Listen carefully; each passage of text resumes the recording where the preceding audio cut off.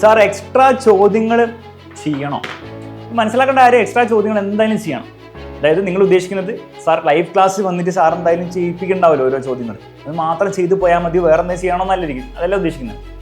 അങ്ങനെയാണ് തീർച്ചയായും ചെയ്യണം. ലൈവ് ക്ലാസ്സിൽ പഠിപ്പിക്കുന്ന ചോദ്യങ്ങൾ മാത്രം ചെയ്തിട്ട് പരീക്ഷയിൽ പോയി കഴിഞ്ഞാൽ ഒന്നും നടക്കാൻ പോകുന്നില്ല. എന്തൊക്കെയാണ് ചെയ്യേണ്ടത്?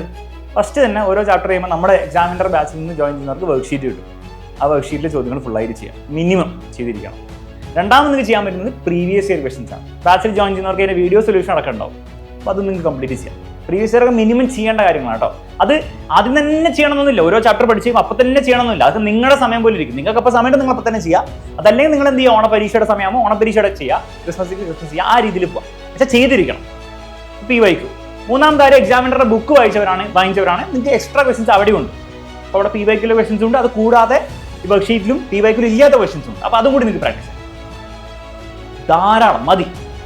പിന്നെ നമ്മൾ ബാച്ചിൽ ജോയിൻ ചെയ്യുന്നവർക്ക് വേണ്ടിയിട്ട് എക്സാം ടഫായി വരുന്ന സമയത്ത്, എക്സാം എന്തെങ്കിലും ടഫായി വരും, അങ്ങനെ വരുന്ന സമയത്ത് ടഫാവെന്ന് പറഞ്ഞാൽ ഫുൾ ക്വസ്റ്റൻസ് ടഫാവല്ല, ഒരു 5-10% ക്വസ്റ്റൻസ് ടഫാവുള്ളൂ. ആ 5-10% ക്വസ്റ്റൻസ് ചെയ്യാൻ വേണ്ടിയിട്ടുള്ള NCERT ടെക്സ്റ്റ് ബുക്കിൽ നിന്നുള്ള സെലക്റ്റഡ് ആയിട്ടുള്ള ക്വസ്റ്റൻസും കാര്യങ്ങളും നമ്മൾ തരുന്നുണ്ട്. അതിൻ്റെ ക്വസ്റ്റൻസും ആൻസേഴ്സ് ഒക്കെ തരുന്നുണ്ട്. അപ്പോൾ അതും കൂടി ചെയ്യാം. പക്ഷെ അത് അവസാനത്തെ സ്റ്റെപ്പാണ്.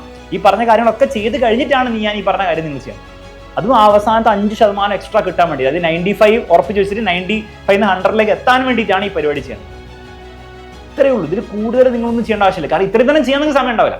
അതാണ് റിയാലിറ്റി. അത് ചെയ്യാൻ ഇത് ചെയ്യാൻ ആലോചിക്ക് പോലും വേണ്ട. ഇത്രയും ചെയ്യാൻ നിങ്ങൾക്ക് കറക്റ്റ് ടൈം ഉണ്ടാവുള്ളൂ. അത്രയും ചാപ്റ്റേഴ്സ്, ഇത്രയും സബ്ജക്റ്റും ഇത്രയും കുറഞ്ഞ സമയം നമുക്ക് പഠിക്കാനുള്ളൂ. ധാരാളമാണ്. ഈ പറഞ്ഞ കാര്യങ്ങൾ ആരെങ്കിലും കമന്റ് ബോക്സിൽ ഒന്ന് സമ്മറൈസ് ചെയ്തിട്ടാണ് അടിപൊളിയായിരിക്കും.